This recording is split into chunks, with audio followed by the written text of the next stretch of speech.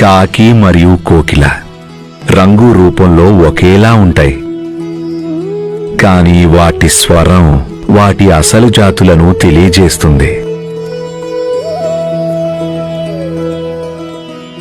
కాకి స్వరం వినటం ఎవ్వరూ ఇష్టపడరు, మరి కోయిల స్వరాన్ని అందరూ ఇష్టపడతారు.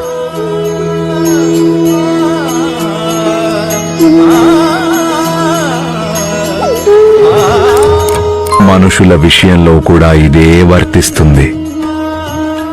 మీది ఎంత మంచి హృదయమైనా, కానీ మీరు గనక ఇతరులతో వినయంగా మర్యాదపూర్వకంగా మాట్లాడకపోతే అప్పుడు ఎవ్వరూ మీతో కలవడానికి ఇష్టపడరు.